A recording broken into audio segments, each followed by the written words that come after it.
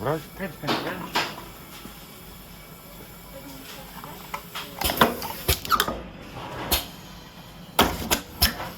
Jeszcze raz.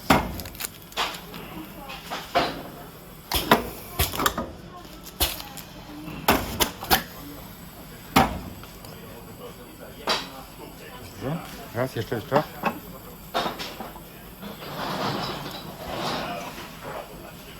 I jeszcze jedno.